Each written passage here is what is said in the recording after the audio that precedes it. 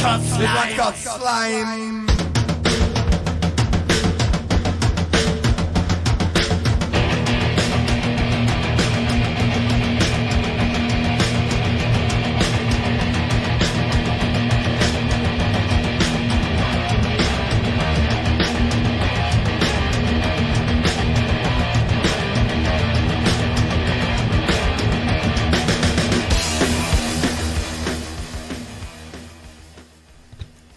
Hello, everybody, and welcome to the inaugural episode of the Me, Myself, and Johnson podcast. I'm going to be your host today, Darnell Johnson, a.k.a. the Big Cheese, a.k.a. Slime, a.k.a. the Human Toaster.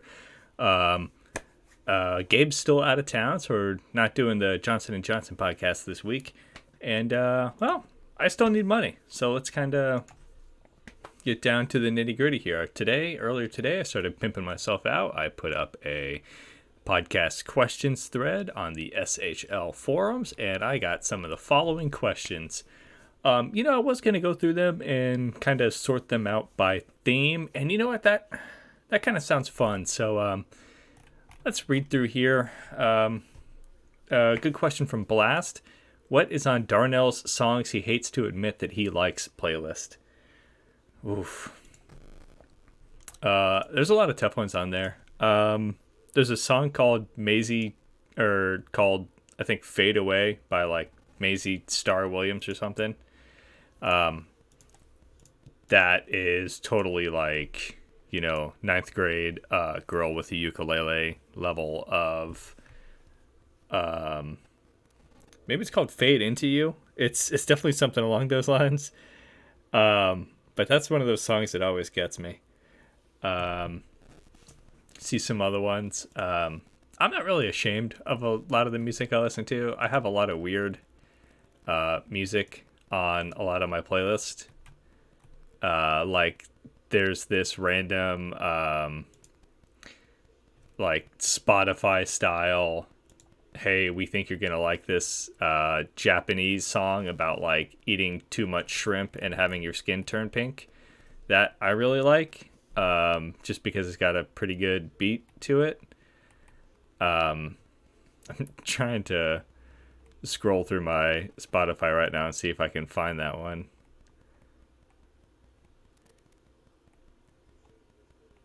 This is really good content, by the way. I hope you guys can feel me getting frustrated at not being able to find this fucking song.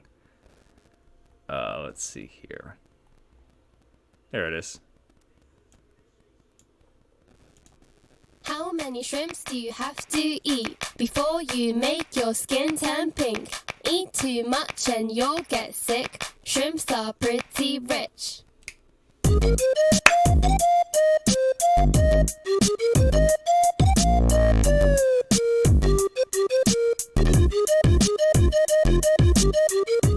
But yeah, then it just goes on like that for about another 5 minutes. And I mean, like, I'm really all over the place musically. I always have been. It's hard to find a genre where I can't find an example or two of a song that I like. I don't know. I definitely post some when I post the podcast. Maybe while I'm waiting for the podcast to upload, I'll make a Spotify playlist of guilty favorites. Oh, wow. Everybody's asking so many questions. Maybe I will just kind of go through them chronologically. Let's see here. Slothface Killa, who I had a little bit of Twitter beef with way back in the day. I'm glad that we're friends now, Jimmy. What kind of miniature crafts do you make? How long have you been doing it? I started off just painting miniatures for my like Dungeons and Dragons group, and it turns out I have a little bit of a knack for it, like with actual painting.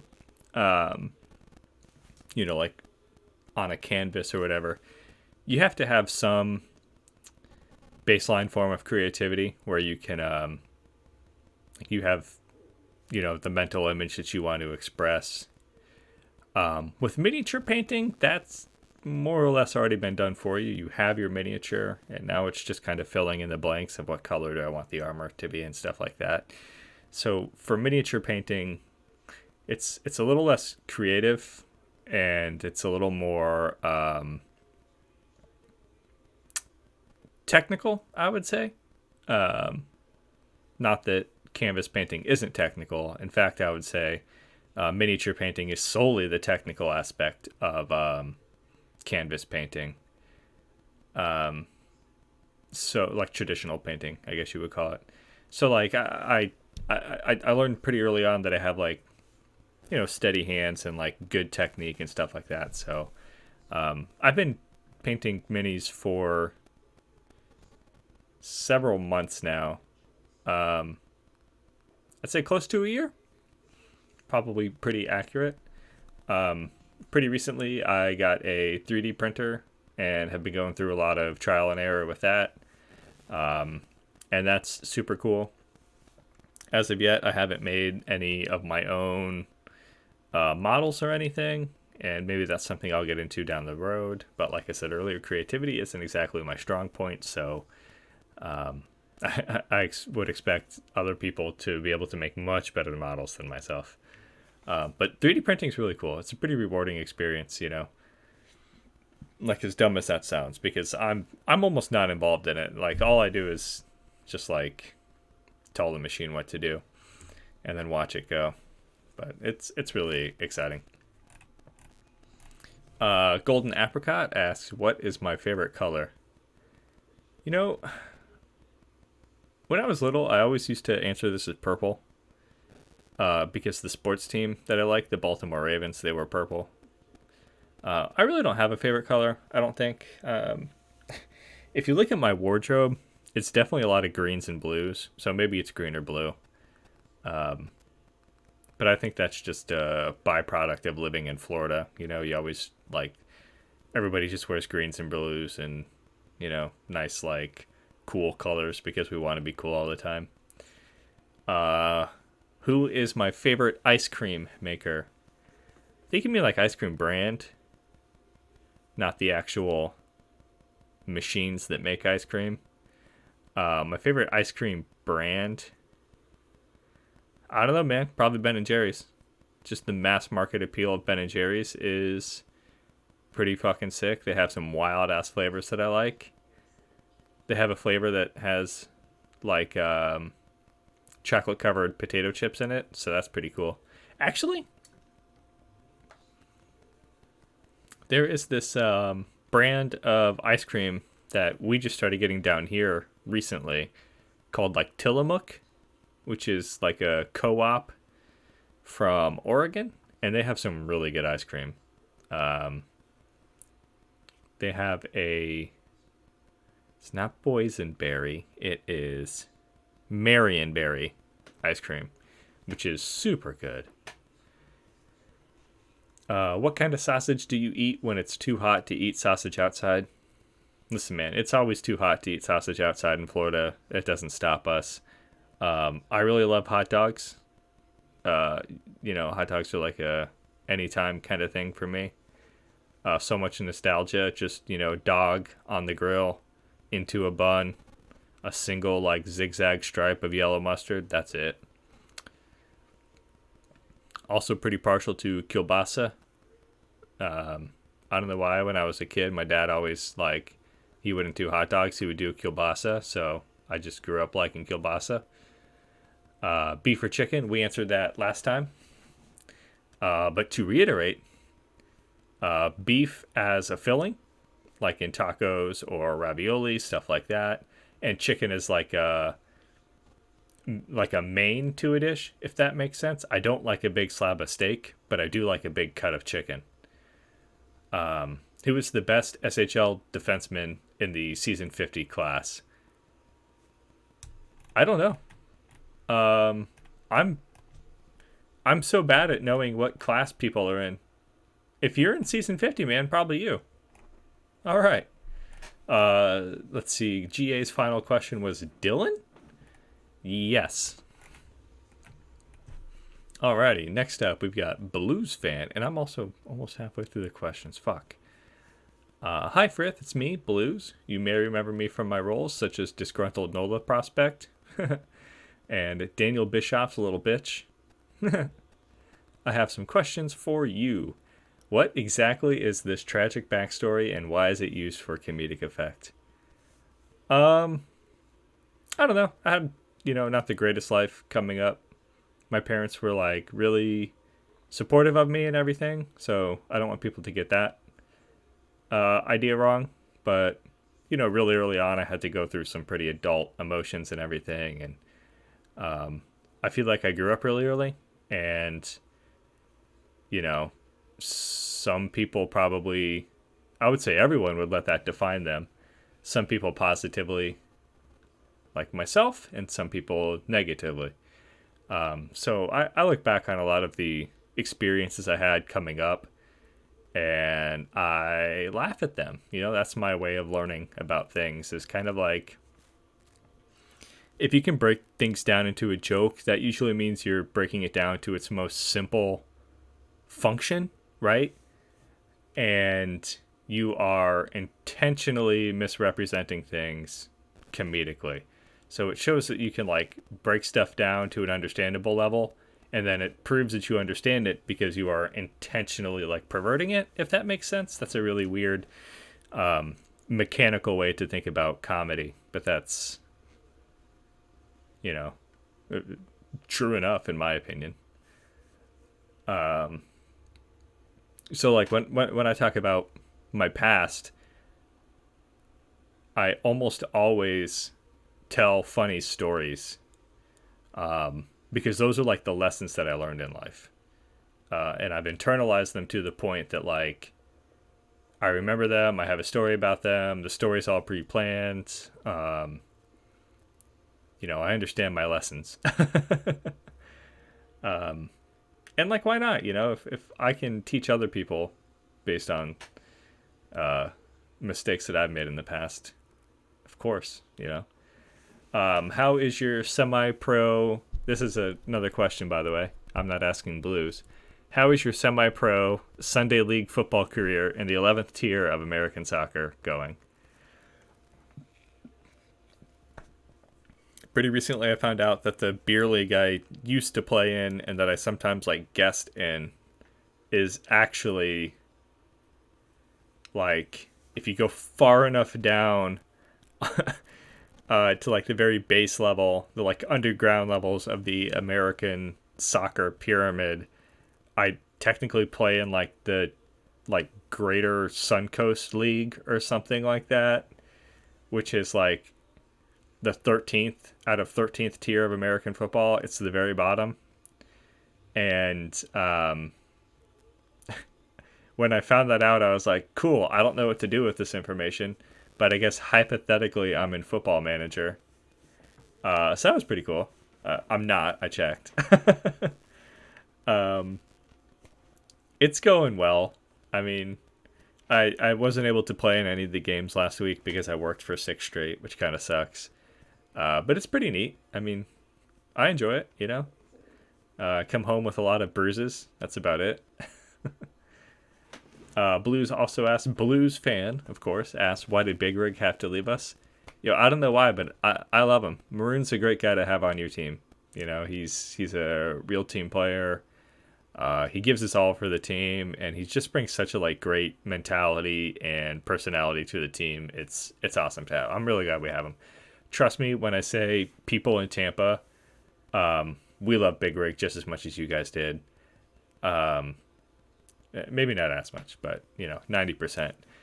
And he still he's loved here. We're taking good care of him.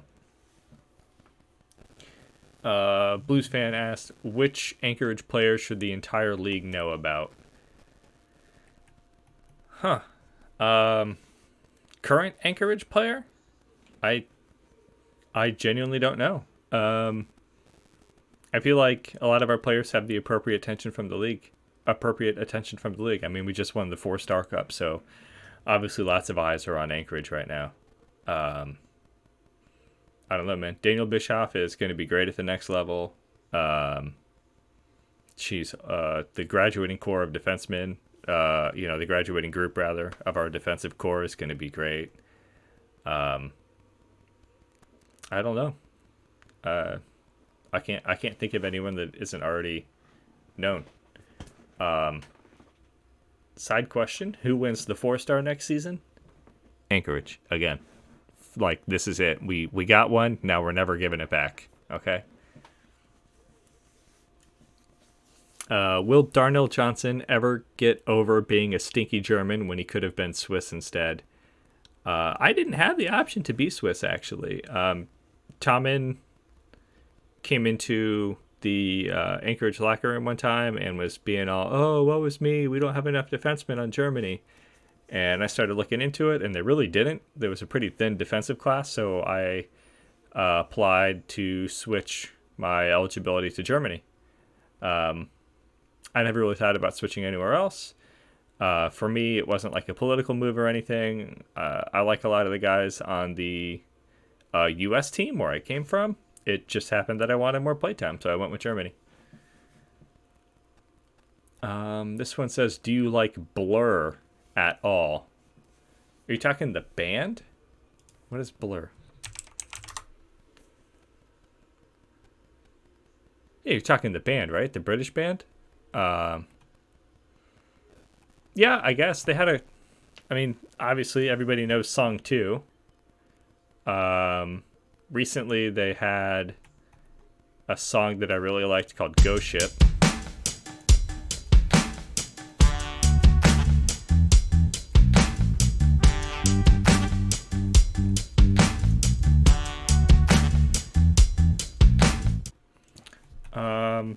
They have a few other songs. Yeah, I like Blur. When I was a young one coming up in the late 1990s and early 2000s, Blur was, not here in America. They weren't super big. They were big, but actually probably not even big. I think in America they'd be considered a one-hit wonder. But yeah, Blur was part of the music scene that I was into. They were like alt rock, indie rock type thing. I was into what is now called the post-punk revival, which I don't know why it's called that.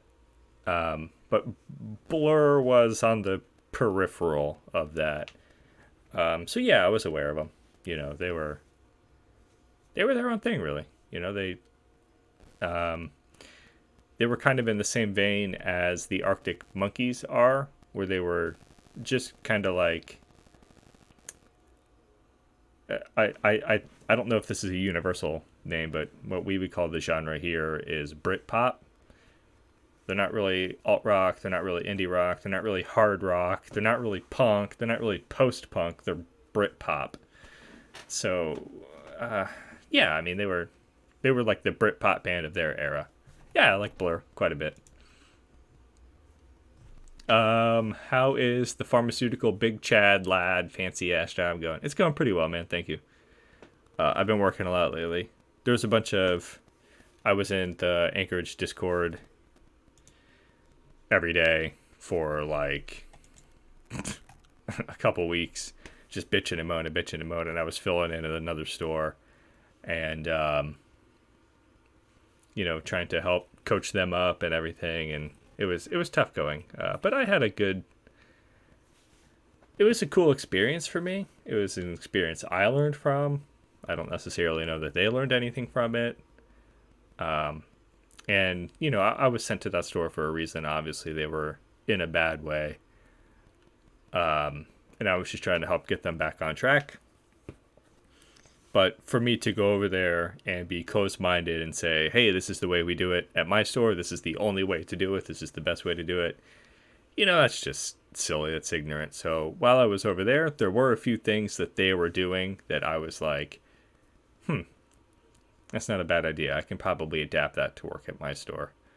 And I've already put one of those changes into effect. So, yeah, we learn from each other. On days I was present in that store, their numbers increased a little bit. Not huge gains. But you can tell the days out, like looking back at the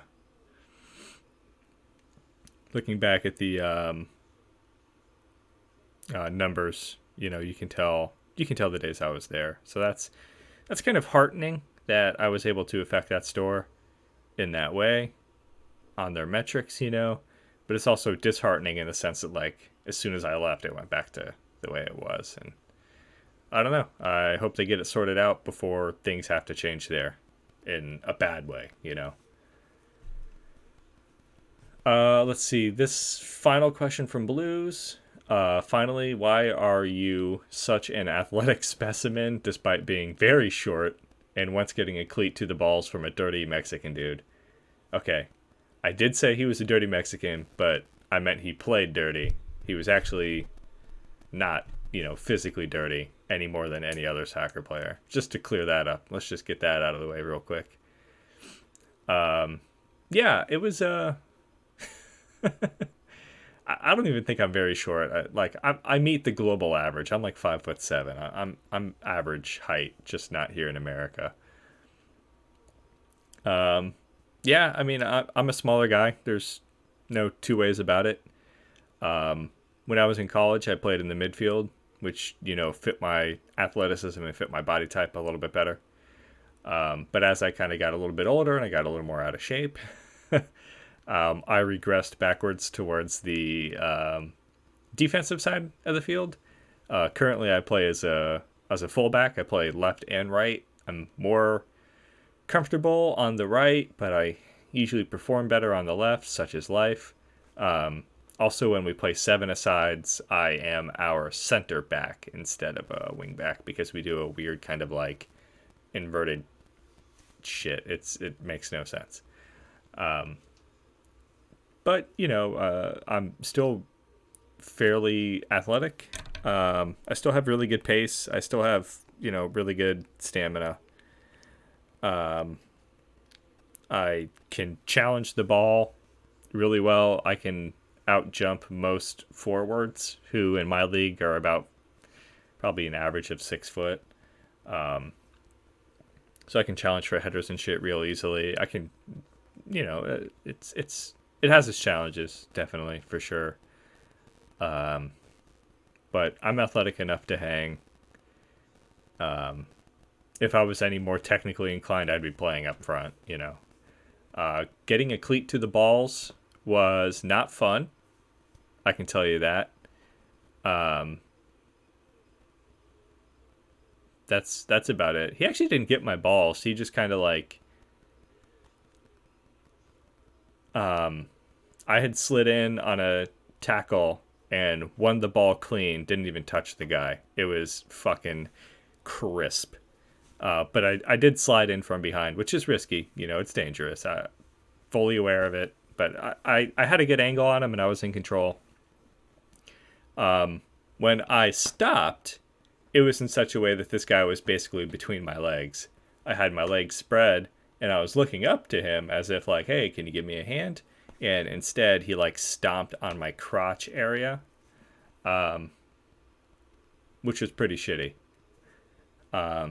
So anyway, I didn't slide tackle on that guy anymore. Yeah, man, I don't really know how else to answer this question. I just kind of told two different stories. So if you need clarification on that one, hit me up in the next question thread. Let's see here. We got Huck 24. Lyle Odolin III. Let's see. How do you think NOLA defenders stack up against the rest of the league this season? There are a few teams that are going to be, better than us. And there's a few teams that are going to be worse than us. I'd say overall, we're going to be in the middle of the pack, maybe upper mid. Our defensive core is getting stronger every year, and that's a great thing. But I'd say we still have a little ways to go before we're a real powerhouse. And I think that's a pretty pragmatic and pretty realistic outlook on it. Let's see here. What is the best, coolest thing that you have used a 3D printer for? I will put a picture of it up in the podcast thread. But it is a bust. I did like a shoulders up bust of a elf archer, which, she's got like a quiver of arrows and stuff and some cool braids. it is really kind of weebish to have just like a woman's face on your desk that you 3D printed. But genuinely, I chose to print that model because it had a lot of different textures on it, and I wanted to see how well my 3D printer could handle the various textures. So there's like leather straps that have little, like a little leather grain in them, and her hair has like a, like the texture of hair. It's like a bundle of many strands. The feathers on the quiver have like a unique texture. So there were a lot of little things that I was like, I want to see how fine my 3D printer can print. So that's really cool. It's like the centerpiece of my 3D printing journey so far. Let's see. Next question. What's your favorite meal or food to cook? Favorite to cook? I love cooking breakfast. I talk about breakfast food on this podcast all the time, and it's I just love breakfast. Something about like getting up before everybody else and cooking them awake. That's cool. I've made enough pancakes in my life that if I never make another pancake, it'll be too soon. But when you're in the moment, fuck it. Let's do some blueberry pancakes. I'd say that's like a good breakfast plate. So like bacon, sausage, eggs, toast, pancakes, or a waffle, hash browns or grits or something like that. Yeah, like a breakfast plate. You get a lot of variety, and it's like controlled chaos too. You got shit all over the kitchen, and you're working two pans at once. Yeah, it's it's fun. It's a nice challenge. Let's see. Lacrice. Joe Kerr. Yes, hi. First time listener, and first questions from my side. Bob Ross. Tell us, how big of an inspiration he is in your life? Not very. I mean, other than the memes, I've never really watched any of the Bob Ross stuff, and I know that's kind of like sacrilege for a guy who likes to paint. Is he the best painter of modern times? I'd say he is the most beloved painter of modern times. I don't know about the best. I mean, that's kind of like an objective. That's kind of like a subjective thing,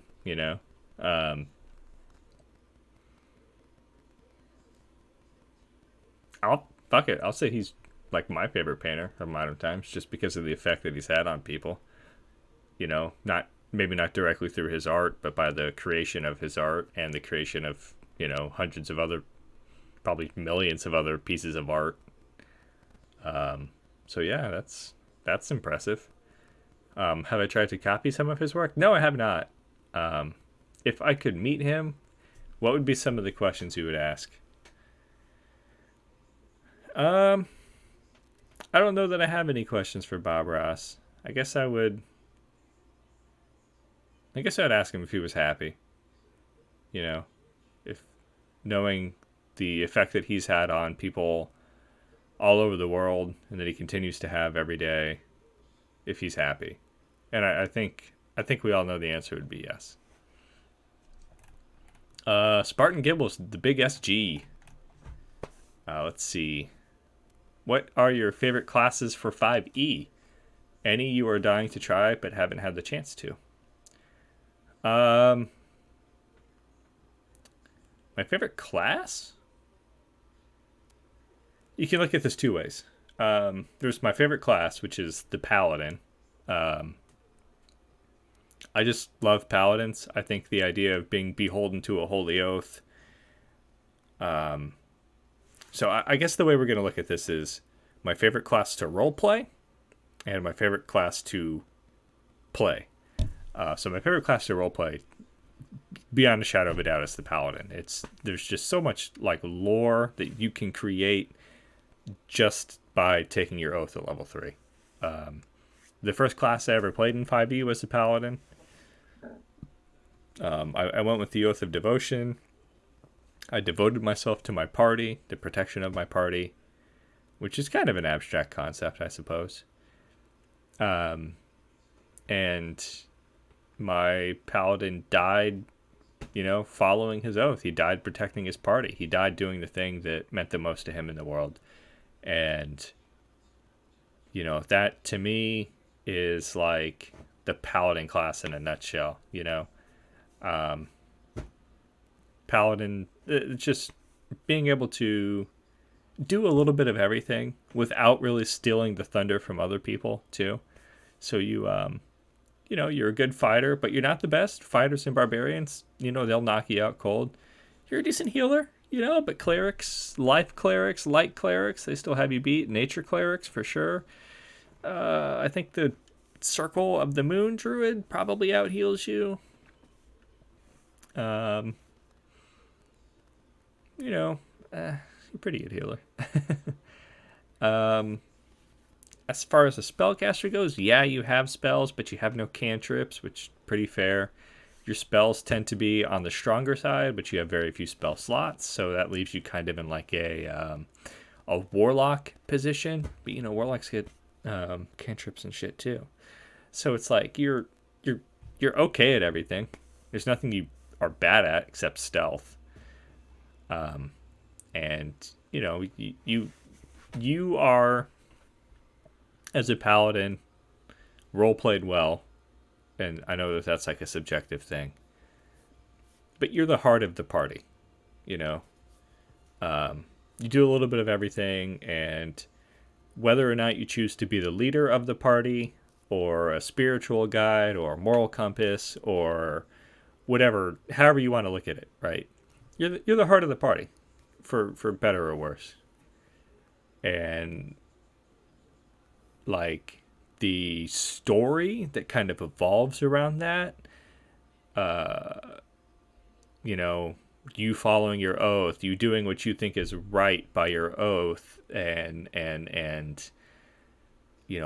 I've role played a paladin before who was put in a position where he started to lose his faith and he lost his oath and he could no longer use divine magic, and he was just a glorified fighter at that point. That is really interesting story that can be told through actions and without needing downtime. You know what I mean? You can progress that story along at whatever pace your party wants to travel at. It's awesome to me. I love the opportunities for roleplay that the paladin class presents. Not to say that other classes don't present opportunities for roleplay, but it to me, with the paladin, specifically because of the oath feature, it forces you into it. Because you constantly have to consider, presuming you have a DM who considers things like that, you constantly have to consider, how are these actions going to affect me, my oath, and my relationship to my god. With a ranger or a rogue, you don't necessarily have to worry about that kind of stuff, so your actions can differ area to area, moment to moment, and nothing happens. And that's not necessarily bad roleplay, but it is what it is. My favorite class to play, though, by far, is the cleric. Like, most of the player characters I've created have been clerics. The domain feature in 5e has so much variety. So you can have wildly different characters under the same umbrella of a cleric. As an example, I had a cleric named Kazim, who was a Lando Calrissian type guy, wore a long cloak, always dressed in fine clothes. He was a high-stakes gambler. He was in debt to some underworld guys. He had a lot of working knowledge of the underworld, the criminal underworld, that is. He knew offense and all this and that and this and that. And when the party was meeting him, I'm very careful not to metagame at my table. And a lot of the other guys I play with are too.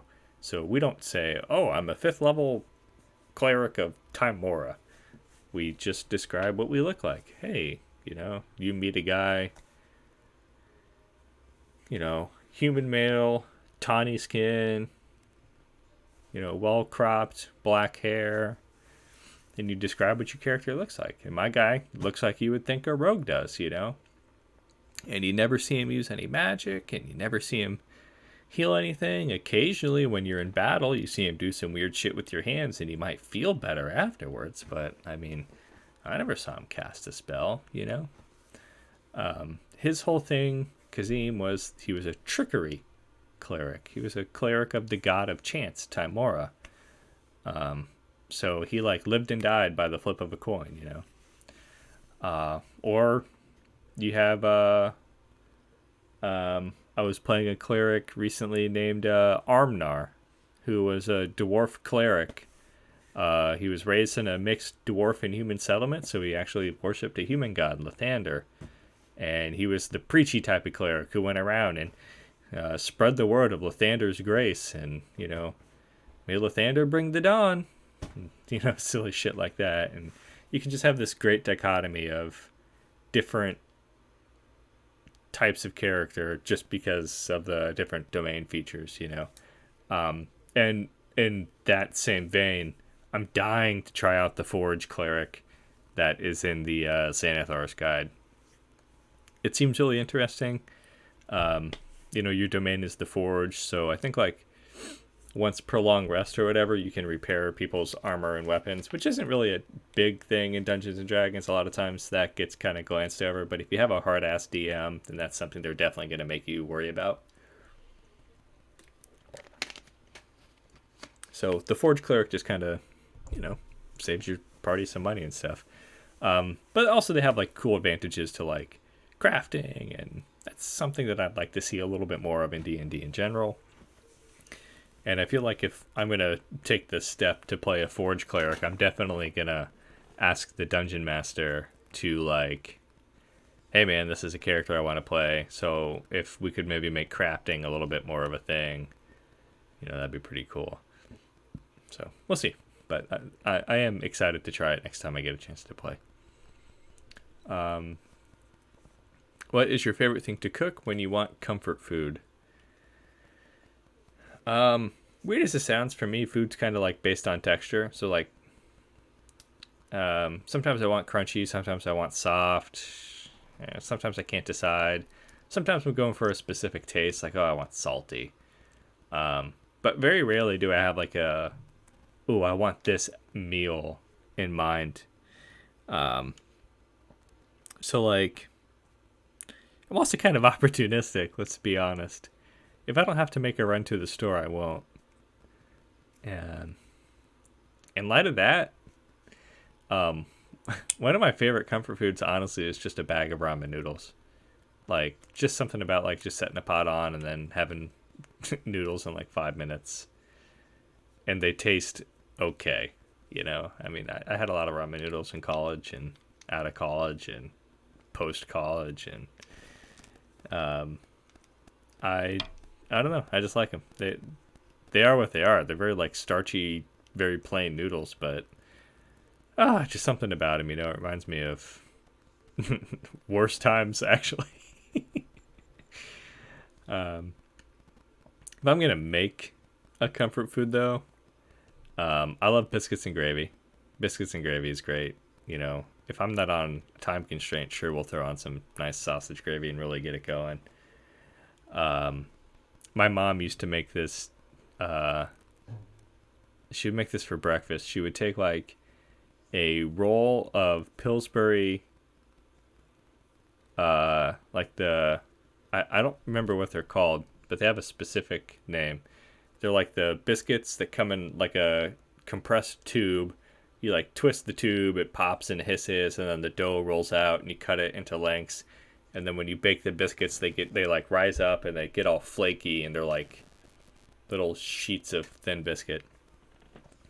Mom would get a roll of those, and she would roll it out onto a baking sheet and cut them into 2-inch squares, and then cut each square in half diagonally so that it was a triangle. And then she would get those little Jimmy Dean brown and serve sausages. She would brown a bunch of those up, put a thing of cheese, again, like a craft single, cut diagonally in half to fit like perfectly over the dough. And then she would like roll the dough and the cheese around the sausage so that it was like a little pig in a blanket, basically. And then she would make sausage gravy, and we would put the sausage gravy over that. Man, that's so good. And that takes me right back to my childhood.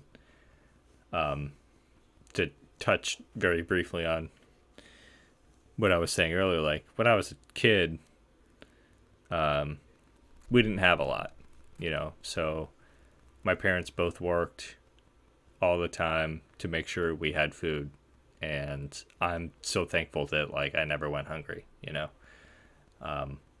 if we didn't have a lot and we were having like simple meals like that, at least I had food and at least I had a place to eat and everything. So, meals like that really take me back to like when I was a kid, hanging out with my parents around the dinner table. And the food itself isn't even necessarily the best part, but like just being with friends and family, And those sausages, those little like pigs in a blanket, as dumb as it sounds, like takes me right back every time. So that's a really good comfort food. A little less emotional, I guess. Any idea how you want to build your player in FHM when the engine switch happens? Yeah, actually. So I did what I think everyone who got the new FHM did. And I fired my team's head coach.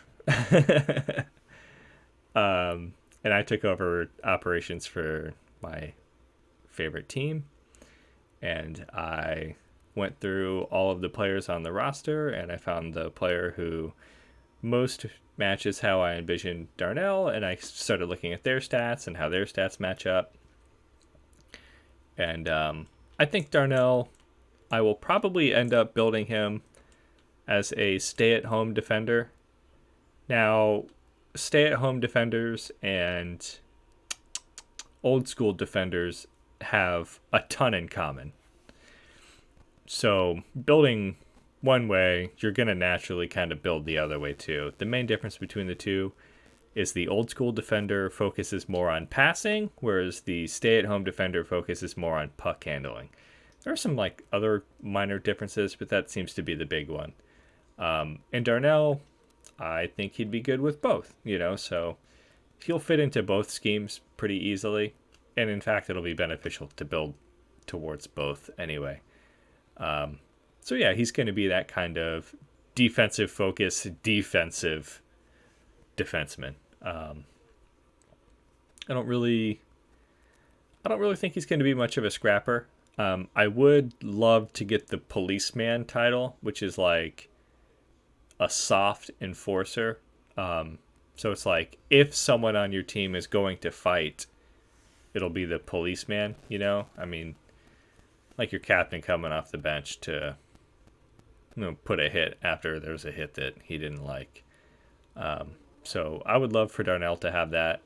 And maybe I'll build a little bit of fighting skills, but that'll be like a tertiary priority for me. Let's see. Daft Rain Cloud. Hey, I got a question for you. What's the deal with airline food? All right, moving along. Where Tarantula? How does one manage to find time with other adults to coordinate an evening together for D&D? Well, I play with a few other guys. One of the guys is about my age. He's about 29. I think 28, 29. His name's Brad. He works 2 jobs, so he isn't with us at every session. He's with us about every other session. The other 2 guys I play with, one of them is my uncle. He is 46. And the guy who hosts us every week, his name is Scott. He is 45, turning 46. So my Uncle Jeff and Scott, they're both older guys. They both work, 9-to-5 jobs. In fact, my uncle owns his own business. So he gets every Saturday off. Scott gets every Saturday off. and we play on Saturdays. So I, work a pretty favorable job. I work all nights, and we close at 6 on Saturdays, so they don't really need me there. So I get Saturdays off. Pretty cool. It's challenging getting everybody together. In fact, when we used to have like 6 players, it was really difficult getting everyone in the room at the same time. But you make do, and if like 2 people are unavailable, then the other 2 of us will usually just like call it off. If only one person's unavailable, we might play, but most likely we just get together and play board games or do something else, or go out and watch a hockey game or something. But to us, like, Saturdays are like the holy day, Next question from Where Tarantula. What is your favorite fish to eat? I don't know, man. I'm pretty partial to like Atlantic cod. It's like a really good, like, fish and chips kind of fish. Pretty mild taste fish wise. And there is a restaurant near me that has all you can eat cod on Fridays, I think. So every now and again I'll go down and I'll get a plate, like 7 plates of fried cod. Which is such a weird thing for a restaurant to have. But hey, welcome to Florida. Also, it's like $7. It's so cheap. It can't be like high quality fish, now that I think about it. And that is like, this is the weirdest thing. I do not eat fish at restaurants, except apparently when it's all you can eat fish night. If I cook fish at home, I usually go for salmon. So I like salmon too. I like to grill it with the skin and then eat it off the skin. And the simpler the better. I'll give it like a very light marinade. I basically dip it in a bag, shake it up, and then grill it. A little bit of salt, pepper. That's about it. Would you high five a lobster? Yes. Actually, I've been lobster fishing before. It's pretty scary. In the Keys, you can go dive, and you basically like have a boat above you to create a shadow. And I don't know that this is strictly speaking necessary, but I was told that if you have a boat above you casting a shadow and then you fish in the shadow, the lobsters are more likely to come to the surface out of their little hidey holes. I don't know how true that is, but that's what we did, and we got a few lobsters. It's pretty wild. You just have like a dive tank on and a harness, of course, like a respirator, goggles, and gloves, but otherwise you're just in like swim trunks and shit because it's the Keys and it's like a fucking million degrees. And then you just go down and you have like what do they call them? The gopher or the grabber, the like mechanical hand thing, and you just like pick them up and put them in a bag, and then congratulations, that's a lobster. And there's like a big tank that has like filtered water running on the boat, so every now and again you get like 2 or 3 lobsters in a bag and you bring them up to the boat, and then everybody on the boat just gets progressively drunker as you check in throughout the day, and you start thinking like, they're gonna forget I'm down here anyway. Yeah, man, lobsters are pretty cool. What's your opinion of paladins? I have a very high opinion of paladins, as you probably heard earlier in this episode. If not, just rewind back about 15 minutes. I hope it's been 15 minutes. 10 minutes? 5 minutes? I love them, man. I think paladins are the greatest class. That said, I wish they were stronger. Potato mash, potato salad, or potato bake? Each of those has a very specific point. Mashed potatoes is definitely best for fuck, man. I love them all. I just love potatoes. Potatoes are pretty fucking rad, dude. Yes, I am Irish. Potato salad goes best with hot dogs and burgers. Potato mash goes best with poultry. And a baked potato goes good with a steak. Yep. I'm going to stick to those answers. Let's see where we're at on time right now. Oh, wow, we're almost at an hour. That's good. So I'm just going to go through. I ran out of questions, or I finished up all my questions. I didn't really run out. Let's check on Joe's podcast question thread. I see that he's got... Oh, wow, he bumped it 10 hours ago. Great. So CFJ asked Joe, he says, "Hey, Joe, is Joe K, the face of the New Orleans Spectres, ready to face Prince McDevitt of the Dragons Bullet Club at NXT TakeOver Portland?" I don't know what that is. I assume it's some sort of like martial arts thing, like an MMA thing. So we'll say, yeah, man, Joe K stays ready. He stays strapped, man. He sleeps with both eyes open. Trust me, I've seen him do it. Let's see. I asked Slappy and Bonk this question, but what's your favorite wrestling theme song/songs? I don't know. I think there's one of them that goes, "I am a real American." That's probably it, just because of the fucking meme potential. Let's see. More wrestling questions. How does it feel to be the A&W champion of the wrestling Discord? Feels pretty great, man. Thanks. I don't think I am the A&W champion of the wrestling Discord, but feels pretty great to finally be recognized. Lastly, the Rumble is this weekend as you're recording this. Who are your Rumble picks? What are your reasonings behind them?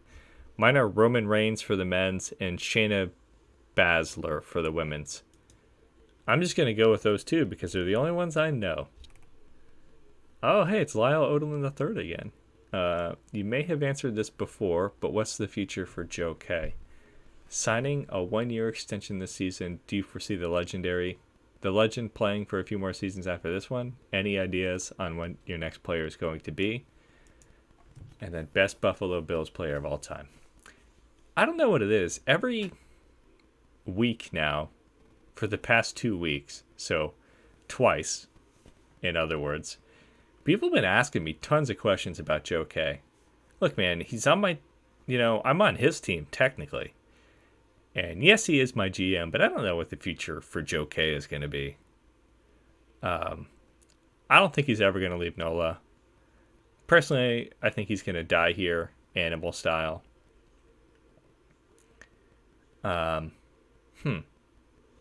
Playing for a few more seasons after this one, for sure. Also, best Buffalo Bills player of all time, Jim Kelly, no question. No comments either. How did the draft go? Were there any surprises from your perspective? Yes, I was very surprised that I did not get drafted again. Joe K explicitly told me he would be taking me, Darnell Johnson, 11th overall. With IAHF Gold and Kane's incredible contributions to it, will Season 52 finally be Slash's season? Again, man, I traded to Germany in my sophomore year of eligibility. No, I did not get the IAHF Gold. I was eliminated by the eventual gold medal winners in the semifinals. No, in the quarterfinals. Will this be Slash's season? Yeah, I'm actually really thinking so. Have you gotten to play with FHM yet? Yes, I have, actually. It's pretty cool. Let's see. Nick Tux. Hi, Joe. Big fan of the show. I have a few questions. Why will Lil Manius lead the league this season? Because he's a badass, duh. Can I have a spa in NOLA? Yeah, man. Fucking, it's your money. You spend it how you want to.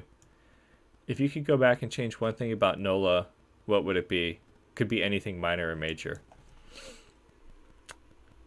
I would make the eyes on the NOLA Spectre gold. Because Why not? All right. Thanks for asking. Fantasy drafts are over, but you always have some great takes. Where some steals you saw or people that were overdrafted? Look, man, Cameron Carter II, he went too high in a lot of drafts. I get that he just had a really good year, but it's Simon T, man. He's not going to fucking repeat. This is from Thomas, by the way. Hey, Thomas, why didn't you ask any questions in my thread, fucker? Being an HO is hard. Thoughts? No. No thoughts.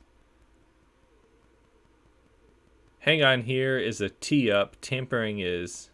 Hang on. Here's a tee up. Tampering is weird.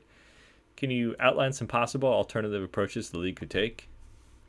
Thomas, you and I had a really long argument about this in the Anchorage Discord earlier today. And all I know is that I didn't like the initial punishment, and the second punishment I think is still a little harsh. I'm not going to lie, I think it's still a little harsh. But I don't know. I think it's fair. That's a weird thing to say. Harsh, but fair. Right? Like, it could have been a little more fair, but it is, no, it's kind of one of those things for, like, me personally, the guy, the man, I'm like, no harm, no foul. It's actually net positive for the league. They got an inactive guy to come back. I mean, fuck it, right? But then again, I mean, it was technically a violation of the rules, and I hate to be that guy. Fuck, I don't give a shit, is what it comes down to. More important people than me do give a shit, though, so the fuck do I know, right? Slappy Doodle. Who will you be rooting for in the Super Bowl, and who is going to win? I guess the Chiefs. A guy I went to high school with, Dexter McCluster, he played for the Chiefs for 4 years? 3-4 years? So, Chiefs. Any big game traditions you adhere to? No, actually, not really. My tradition for a big game, an important game,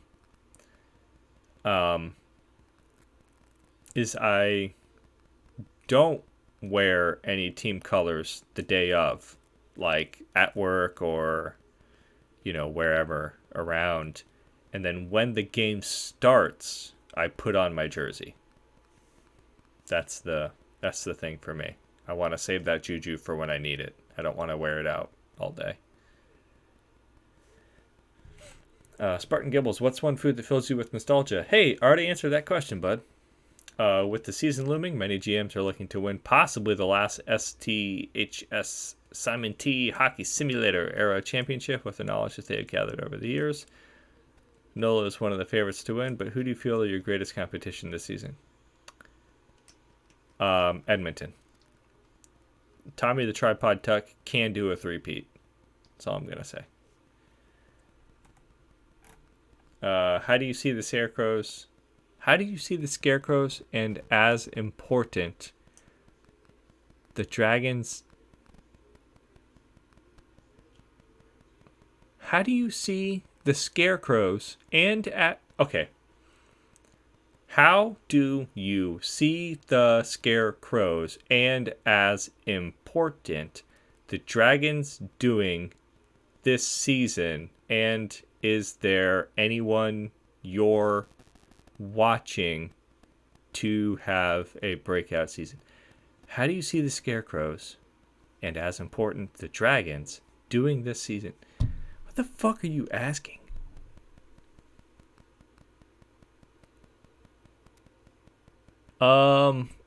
Trey Niles. Trey Nets. There you go. Trey Nets. Sure, man. Go for it. Trey Nets. That's who I see having a breakout season, Trey Nets. What are you asking? What are you actually asking? How do you see the Scarecrows doing? Great. They might win it all. And as important, the Dragons. How do I see the Dragons doing? How do I see the Scarecrows doing? And how do I see the Dragons doing? I see the Scarecrows doing well. I think they're going to be a contender. How do I see the Dragons doing? Third in the division. You heard it here first, folks. Let's see, I probably have time for another couple questions. Why not? Ooh, let's get one. I've never answered one of Spartan Gibble's questions. Let's see what he's got going on. Hello once again, bud. Oh no, that was not for me.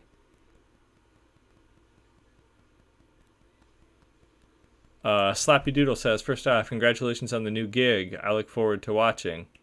Don't have a new job or anything, but thanks, man. Give us an assessment on where the franchise is now. Do you mean NOLA? Still in New Orleans. What are the priorities for you in this first season? What is your divining vision for running a team? Well, actually, I was on NOLA last season, too. I only got about 5 minutes a game of playtime, though, so I can understand how you might have missed me. What is my defining vision for running a team? I don't know that I ever necessarily want to run a team, but I do want to be a part of running a team. I would say professionalism in the locker room is a big must for me. I draft people, not hockey players, right? Like I want my people in my locker room to be good, upstanding people, role models in the community, stuff like that. I just want a nice, stress and drama free. And finally, how's the winter going? Pretty well.